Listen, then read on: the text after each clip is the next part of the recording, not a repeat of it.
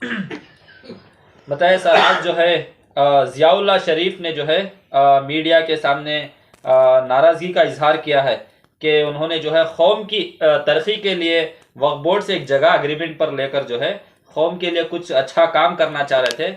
लेकिन आज कहीं ना कहीं हुकूमत बदलने के बाद वक्फ बोर्ड की जानिब से बार बार उस काम में रुकावटें पैदा हो रही। इस तरह का जो है बयान ज़ियाउल्लाह शरीफ ने दिया है।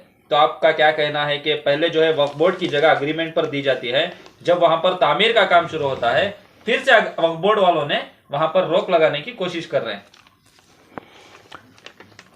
अस्सलाम वालेकुम।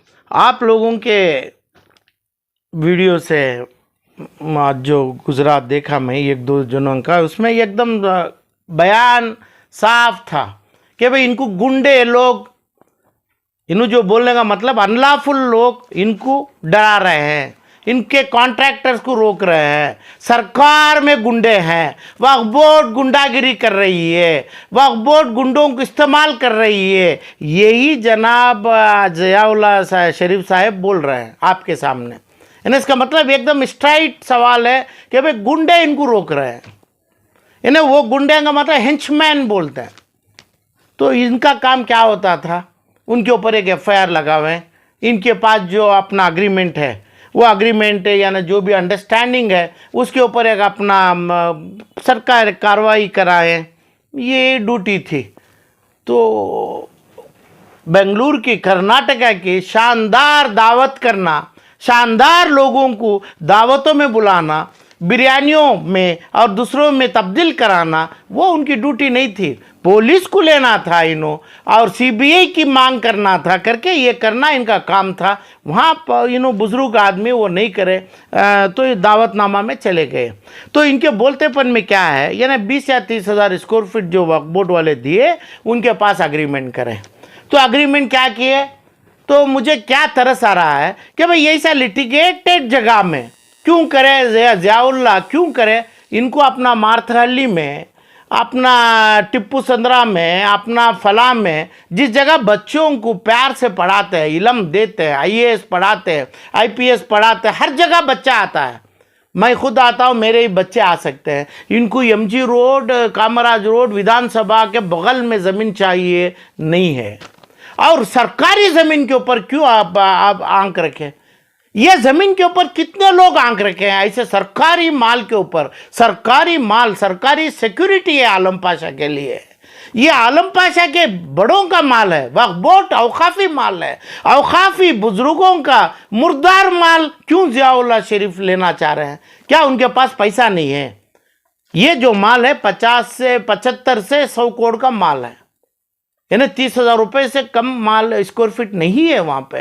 तो 100 से 150 करोड़ का माल, यानी 30 साल को जब डाल लेंगे लीज पे, 30 ईयर्स को, ये माल की कीमत 300 करोड़ रुपए होती है। और उन्होंने पैसा लगाएंगे 10 करोड़ रुपए, 20 करोड़ रुपए, 100 करोड़ रुपए भी लगाएंगे तो 300 करोड़ रुपए का माल होता है, लैंड वैल्यू अप्रिसिएशन होता है। क्यों इन लोग करें?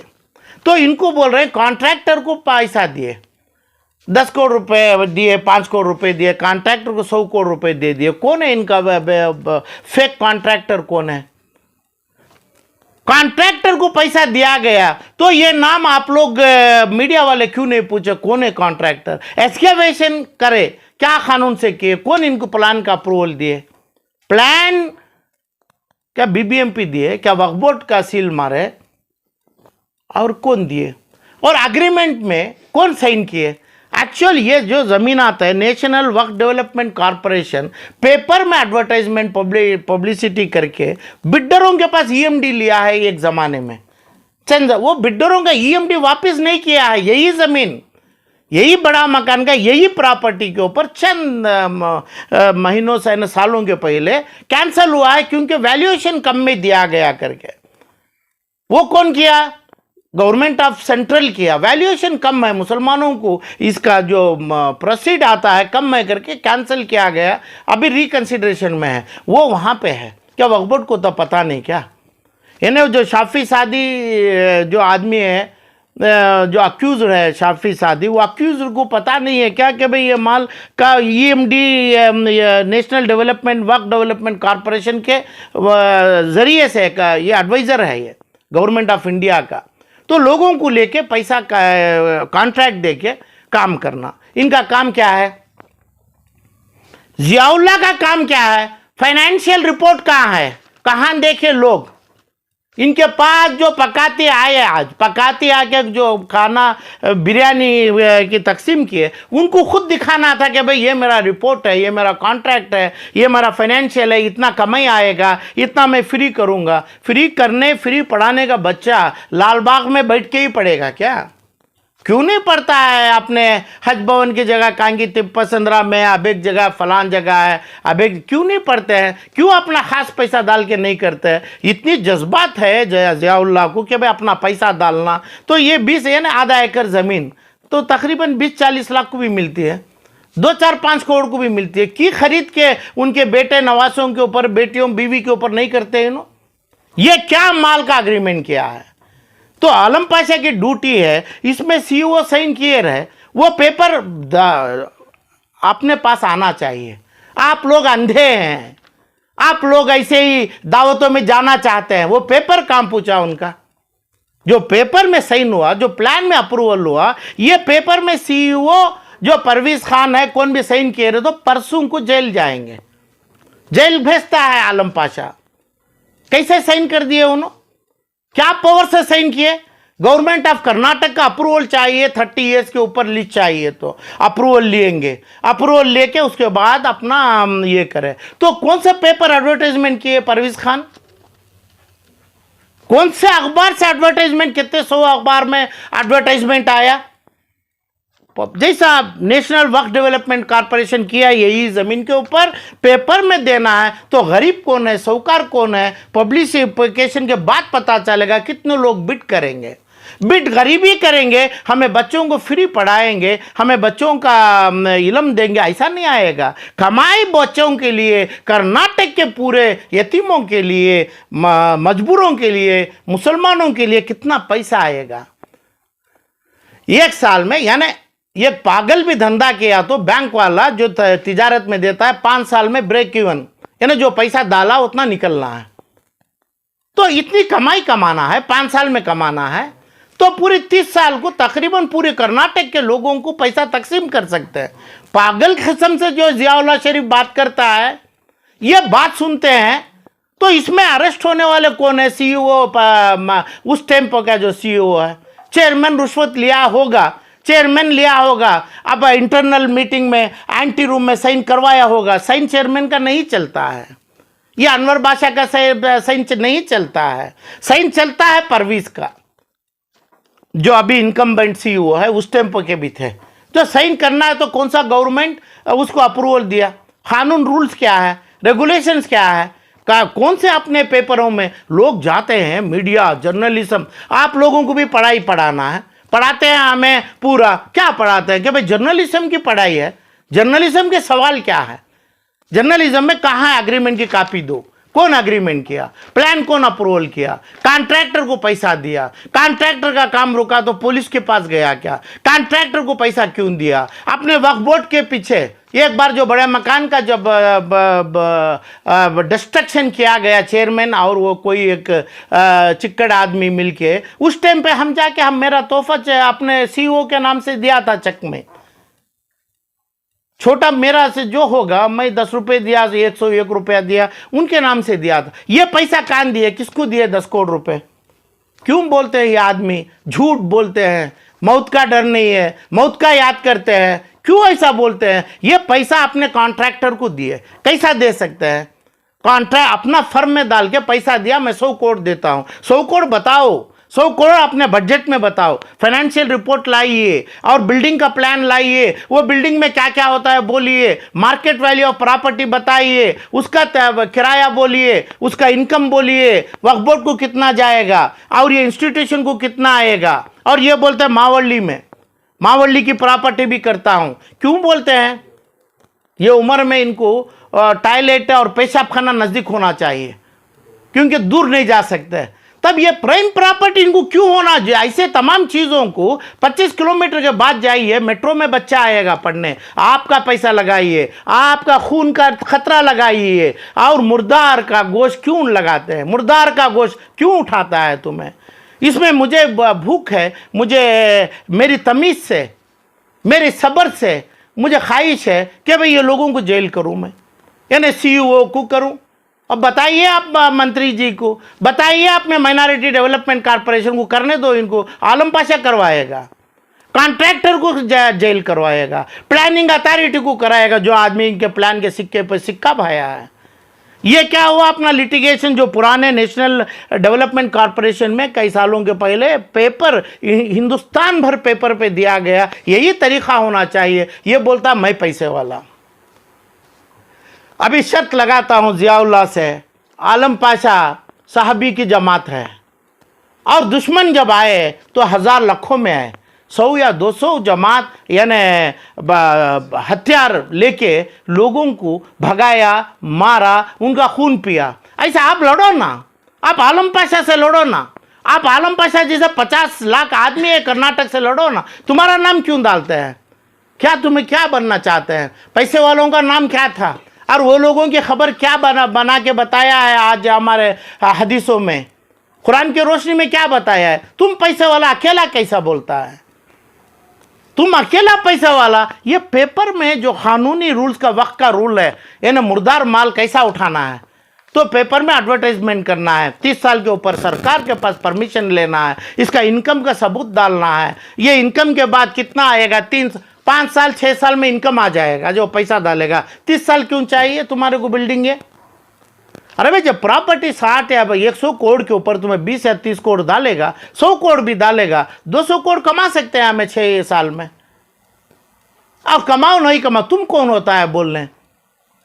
अच्छा, ज़ियाउल्लाह का कितना कितना माल वक्फ किया है, औकाफ किया है, उसका लिस्ट पूछा क्या?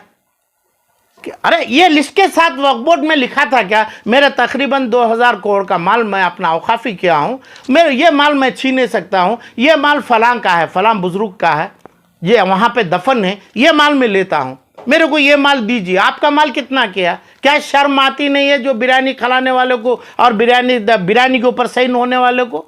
इसमें जो किया है, आप लोग इनोसेंट है, आप लोग न्यूज़ डालते हैं तो इतना नहीं, आप लोगों को भी इलम खाना बनाना है, उन्होंने पढ़ाने दो और पैसा भी लेने दो। क्यों फ्री पढ़ाएंगे? क्यों फुकुट में पढ़ाएंगे? कितने लोग आईएएस, कितने लोग पढ़ लेंगे? ऐसे तिजारत चलाइए, ऐसा आईटी चलाइए, और ऐसा तमाम चलाइए। हिंदुस्तान का इन्फोसिस से बड़ा करो ना, इन्फोसिस को भी अभी इसको पार्टनरी में दो ना। क्यों तुम्हें ये करते हैं? और मेरी मांग है, मेरी रिक्वेस्ट है, मेरी अपील है ज़ियाउल्लाह साहब से, आपकी दौलत बताइए ना। क्या आपकी दौलत क्या बोलते हैं? कितनी दौलत है बताइए, कितना खर्चा है बताइए, ये दौलत कहाँ से ही बताइए। और दूसरी बात आके, जब आप 260-65 एकड़ का बीजापुर की मेडिकल कॉलेज और अपना कनिंगम रोड के कॉलेज ले लिए, तो क्या करेंगे? रहमान खान दे सकते हैं क्या तुम्हारे को? उधर ये प्रोसीजर लागू नहीं होता क्या? वक्फ बोर्ड में नहीं आने के लिए उधर आप ट्रस्ट बनाया क्या? लोग कर्नाटक में क्या है कौन? देखो जो है मेरे पास है, आप जैसे लोग, मेरे जितने 140 करोड़ में 139 लाख लोगों को समझना नहीं चाहिए। इनको ज़रूरी नहीं है, मेरे बड़ों को, मेरे बच्चों को, सबको। मत चंद लोगों को तो ये इल्म है, चंद दानिश्वरों को तो ये इल्म है कर्नाटक में, क्यों नहीं पूछते ये? अरे भाई बोलो, बिल्डर है, प्रेस्टीज का बिल्डर है, कोई एक फारूक है, अभी कोई एक है और दूसरा कोई है। क्या आप लोगों को समझ नहीं आता क्या? कैसा ये लोग ये अपना चलाते हैं? तकरीबन 8000 करोड़ का माल चलाते और लोगों के सामने बोलते। ये बोलना, देखो ये दुश्मन का नाम नहीं बोलता, क्योंकि हदीस की रोशनी में इनका नाम का फ्यूचर की हिस्ट्री में आ जाएगा। ऐसा ही जब बोला उनका ही नाम आया है, जो नबियों के साहबियों के दुश्मन बने थे। मैं मालदार, मैं पैसे वाला, मेरे पास है। कहाँ है तेरे पास पैसा? ये 8000 करोड़ का माल कैसा आ गया तेरे पास? और जब बोलेगा आलम पाशा नहीं है, मैं मानता हूं कोई पैसे वाला, पेपर में दो ना। हम नहीं देता। तुम क्या जाहिल है क्या? जाहिलात कर रहा है क्या तुम? लोग नहीं पूछता क्या? और इतने जितने लोग हैं, कौन है? रहमान खान है, ये इंडिया बिल्डर, कौन सा बिल्डर है, प्रेस्टीज बिल्डर है, और फला है, इसमें जितने लोग इन्वॉल्व हैं, कोई एक अब्दुल्ला है, दूसरा है, ये सब आप लोगों के पास दिया था हमें 50 साल से। आप लोग को समझ में नहीं आता क्या?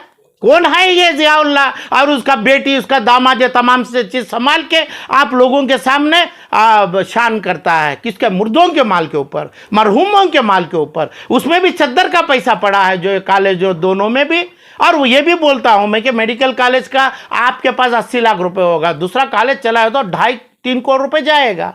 ये एमएस 3 से 4-5 करोड़ रुपए को बिकेगा। ये पैसे की कमाई कितनी है? लॉ कॉलेज है, फार्मेसी है, क्यों नहीं चला रहा है? लोगों का खून पी रहा है, कच्चा खून पी रहा है। इसका हिसाब देना चाहिए। जियाउल्लाह शरीफ कितना पैसा चाहिए आप बोलो, हम चेक देगा आपको। मेरा बैंक का बैलेंस, मेरे कर्जदारों से लेके आपको बैलेंस बताए, चेक देगा। हिसाब नक्की करो। तुम्हें लोगों को, पूरे कर्नाटका के लोगों को नक्की गुंगे बनाया, मुक्के बनाया। हमारे आलम पाशा की निगाह में इज्जत नहीं सो रखा, ना अपने बिल्डरों की इज्जत है, ना बड़े दानिश्वर कोई कर्नाटक में है। मैं समझ रहा हूं, नहीं, मेरे पास किसी की इज्जत नहीं, क्योंकि आपको कैसा छोड़ा है। ये जो चीज है सीईओ सिंह किया है, जेल जाना है, बोलो मेरे पास लाओ, भेजने दो। चैलेंज करता हूं मेरे को, हम आरटीए नहीं डालेगा, कुछ नहीं डालेगा। मेरे को ये अग्रीमेंट दो, सीईओ जेल को जाएगा। अपना इंजीनियर साइन करके अप्रूवल किया है, प्लान बी वो जेल को जाएगा। कॉन्ट्रैक्टर काम किया है, वो जेल को जाएगा। कितने लोग जेल को जाएंगे? इसको ये उम्र में जेल में डाल के क्या करेंगे? कोई चीज का डर नहीं है इनको। मेरा वादा है कि भाई ये माल मुसलमान के हजारों लाखों फ्यूचर जनरेशन को आना है ना। आज का मंत्री उसमें कोई डिसीजन ले सकते हैं ऐसे मालों पे? मगर समझना, मेरे भी मंत्री, हानरेबल रिस्पेक्टेड मंत्री, मंत्रियों के मंत्री, उनके पास भी रखता हूँ। आज आप खाएंगे तो कल गला नहीं सकते हैं। कल की जिंदगी आप जानते हैं। कल का मतलब मौत के बाद नहीं, दुनिया में ही बताना, चंद महीनों में, चल सालों में बताना पड़ेगा। एक भी माल ऐसा होगा तो हम बताना कोशिश करेंगे। ये लोगों को सज़ा मिलेगी और ये सज़ा बेरहम रहेगी, हर आदमी को मिलेगी। आपका पावर आपके पास नहीं है, पावर अल्लाह के पास है। क्योंकि ये माल, जितना माल औकाफी माल है, पूरे मुर्दार का माल है। मुर्दार में हमारे जैसे जिए नहीं, ज़िंदगी को कुर्बान किए, आज भी उनकी रूहानी देख रही है। ये प्रॉपर्टी का ना अग्रीमेंट हुआ है, ना अग्रीमेंट हुआ रहा तो ये सीईओ बाहर सीट पर कुर्सी पे बैठ सकते हैं, ना ये कॉन्ट्रैक्टर काम कर सकता है। ये फेक कॉन्ट्रैक्टर है, फेक प्लान है। ये जो नेशनल वक्फ डेवलपमेंट कॉरपोरेशन का क्या हुआ स्कीम, ऐसा स्कीम उसको कैंसिल क्यों नहीं करवाया? ये करके ऐसा ही पेपर अखबारों में क्यों नहीं दिया? इस जमाने में यानी 12 या 25-20 महीने के पहले एक चिट्ठी भेजा अपना जियाउल्लाह शरीफ, मैं 5 करोड़ रुपए डालता हूँ, 10 करोड़ रुपए डालता हूँ। कहाँ है ये 10 करोड़ रुपया? कहाँ है ये पैसा? अपने कॉन्ट्रैक्टर के पास गया। ये इंसानियत है क्या? क्या मैं कर्नाटक में हूँ, क्या बेंगलुरु में हूँ? मैं भी पढ़ा लिखा हूँ। ये बोलता है पढ़ा है, इलम में क्या इलम है? कोर्ट में हर माल खाएगा, हर मौते का माल खाएगा, हर जनाजे का कफन चूसेगा, बोलेगा मैं कोर्ट को जाऊंगा। उसकी दावत खाते हैं लोग, ऐसे आदमी की दावत खाते हैं आप लोग कर्नाटक में। क्या कोर्ट को गए तो कोर्ट का क्या पता? क्या अभी कोर्ट को जाते हैं, मुर्दों को जिंदा करके जाइए, मुर्दों को लेके जाइए कोर्ट को। ये समझना, मौत को याद करते हैं, हमारे को याद नहीं, हमें तो मुर्दे ही हैं। तो डर नहीं है क्या? मुर्दों के माल के ऊपर हम honourable supreme court of India में बैठेंगे क्या? जो कानून है, कानून क्या है? कैसे तुम्हें चिट्ठी डाला, ये चिट्ठी में लिखा मैं 10 लाख करोड़, इसके ऊपर अग्रीमेंट कैसा हो जाएगा? दूसरी चिट्ठी कहाँ है? दूसरे से चिट्ठी कहाँ इन्वाइट किया? कौन होता है वो चोर शाफी सादी? कौन होता है वो? अरे इन्हें अग्रीमेंट करके देने कौन होता है? कौन कौन नहीं थे? उस टाइम पर कभी फोटो लिया जाएगा, ये लोगों को भी अक्यूज बनाया जाएगा। माल आलम पाशा के बाद भी कोई माल, कोई मंत्री का आदमी, कोई चेयरमैन एंटी रूम में साइन नहीं कर पाता है। और जियाउल्लाह शरीफ बताना है तो अखबार में एडवर्टाइजमेंट कर, बोल मेरे को कॉम्पीट कौन नहीं करेगा। ये जमीन में कौन बनाएगा? लोग डालेगा, इधर से पैसा कमाएंगे, पूरे गरीबों को बांटेंगे। तुम हम भी, हमें पैसा डाला, तेरे भीख क्यों मांगेंगे? तेरे जाए क्यों? 100 करोड़ का माल तो क्यों लेता है? तेरे पास दम है, तेरे खून में ताजा खून है, तू तेरा पास पैसा डाल के नया माल लेना, सही माल लेकर रजिस्टर करके तुरंत काम चल, कौन रोकेगा? ऐसा काम कितना कर दिया तुम? बोलना। कनिंगम रोड कॉलेज का खून पी रहा है, अपना विजयपुरा का पी रहा है, 260 आदमी में, एकड़ में, 65 एकड़ में 1000 आदमी का पैसा खा रहा है, 1000 आदमी को काम को रखा है। कहां से आ गया ये? डॉक्टर मुमताज का नहीं है, रहमान खान का नहीं है। कोशिश किए होंगे, कोशिश मेरे कौम से किए, मेरे कौम से लिए। मेरे मरहूमों से लिए ना बोलो। नहीं, तुम्हारी एक चेक बताइए, ऑडिट तो है, ऑडिट तो किया हुआ है, हर ऑडिट के वोचर पे आलम पाशा का विटनेस है, इनिशियल किया है जब हैदर अली जिवाबाई के पास था। यही दावे से बोल रहा हूं मैं। तो ये माल भी ऐसा है, ऐसे चीज़ों से बेंगलुरु में जलजला आएगा। मुसलमानों के ऊपर तुम धोखा, मासूमों के ऊपर कोई जगह ना फ़लस्तीन में ऐसा हो रहा है, कई बार बोला हूं मैं, ना कुवैत में ऐसा हुआ है, ना आज जिद्दा के भी रियाद के ये डांसों में ऐसा हो रहा है। बेंगलुरु के ऊपर बहुत ज़्यादा ही हो रहा है ऐसे लोगों से। ऐसे लोगों भी हैं, आप जैसे लोगों भी हैं। ये लोगों गरीबों को, मुर्दारों को ना के नाम से नमाज पढ़ना नहीं है, दुआ करें इनकी नस्ल को और इनकी रूहानी को हम अच्छा करना है। तो CEO का कोई पावर नहीं है और चेयरमैन का कोई पावर नहीं है। एक देखो, जुरिस्डिक्शन जब होता है BBMP में, BBMP साइन करेगा, तो कहाँ है साइन का प्लान? साइन कर दिया रहा तो वो अपने आप जेल को जाएगा, चीफ इंजीनियर जाएगा, एग्जीक्यूटिव इंजीनियर जाएगा, AEE जाएगा। बता ना, तुम भी तो एक बिल्डर था ना, ये पास कर दिया, बता क्यों पब्लिक नहीं किया?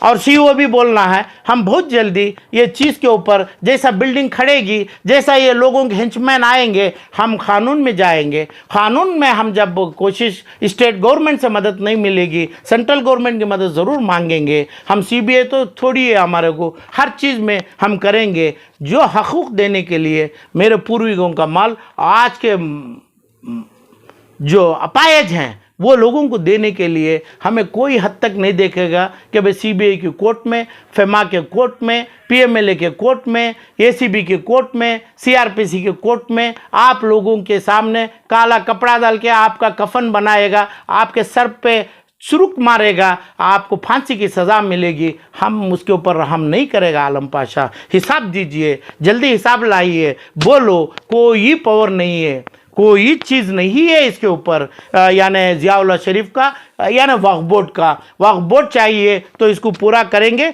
हमें नेशनल वक्फ बोर्ड डेवलपमेंट कॉर्पोरेशन भी है, सेंट्रल गवर्नमेंट के भी हमें कांटेक्ट करेंगे, ये लोगों को भी लाएंगे। जितना ये लोग कर दिया जल्दी में, रियल एस्टेट समझा ये चीज़ों को, हम उसका फ़ायदा ये मरहूमों को जाने देंगे और इनके फांसियों से जाने देंगे। करके बताने दो कितने डेवलपमेंट कॉर्पोरेशन है, कितने माइनॉरिटी कॉर्पोरेशन है, जितना भी है करके आप बताइए, हम करवाएंगे। ये मरहूमों के रूहानी को हम सुकून पहुंचाएंगे, फ्यूचर के गरीबों के लिए रास्ता बताएंगे, हम करके जाएंगे। काम ड्यूटी इतना ही आलम पाशा का, ये बहुत सीधा साधा लेता है। ज़ियाउल्लाह शरीफ, दोनों का हिसाब दे दो, दोनों के चेक बोलो। तुम्हें ये चेक तुम्हें कॉन्ट्रैक्टर को दिया है, CEO को नहीं दिया है। CEO लेना हो तो गवर्नमेंट का सिक्का होना है, गवर्नमेंट के पास पैसा जाना है। ये डिपॉजिट कहाँ है? और अपना अलमीन का ट्रस्ट, चैरिटेबल फंड ट्रस्ट बनाया, ये आपने इतना बोला, क्यों ये वक्फ किया नहीं तुम्हें ये property? Alameen charitable fund trust वक्फ क्यों नहीं किया? क्यों नहीं पूछ रहा है इसको? जो आदमी दिए उधर पे अपना नासिर जो भी है, नसीर आज MLC है ना, उनसे भी थे, उद्घाटन किए, गुदली पूजा कराए है, पूजा किया था उस पे, उधर पे इमरान मकसूद भी थे, पूरे थे वहाँ। क्यों नहीं पूछा गया कि भाई ये माल 280 लाख का, एकड़ का, 8000 करोड़ का माल क्यों नहीं वक्फ किया? और तुम्हें मरने के बाद भी जाएगा, क्यों नहीं पूछा तुम्हें? ये सब जुल्म हो रहा है। जुल्म को आलम पाशा बर्दाश्त नहीं करेगा, आप लोगों की फांसी को नहीं देखेगा। हमें उसका फैसला कानून से हारा भी, पब्लिक से इसका फैसला लेगा। वो पब्लिक में रूहानी की ताकत आएगी, आप लोगों को बसम कर देगी, आप लोगों को ख़त्म कर दिया जाएगा। जब तक पब्लिक को मालूम नहीं है, आएगा नहीं। पब्लिक को आप समझ गए कि भाई पब्लिक को मालूम हो गया। मैं तो बोल रहा हूँ 140 में 130 पर 9 लाख और 90,000 लोगों को मालूम नहीं है। ये मालूम होगा, वो टाइम आएगा। आप लोग क्या करते हैं, 10-20 हज़ार लोग, आप पूरी कर्नाटक में 10-20 हज़ार या 500-200 आदमी है जिन्होंने चला रहा है। ये लोगों का सोचा क्या? 1 लाख, ये 1 करोड़ 30 लाख आदमी है और मरा हुआ 5 करोड़ आदमी है। ये लोगों का ताकत तुमना मालूम नहीं है। और आप कोई ऐसे चीज़ों में ठेस मत पहुंचाना, इसका बड़ा तुम्हारे को सज़ा मिलेगी। और मेरे को चाह रहा हूँ मैं, आलम पाशा तो कभी भी जेल में मरने की दावा करता है, दुआ करता है। आप लोग ये उम्र में जेल को जाएंगे, आप लोग खा पी के सिका है, वो तमाम जेल में नहीं मिलेगा आप लोगों को। अस्सलाम वालेकुम।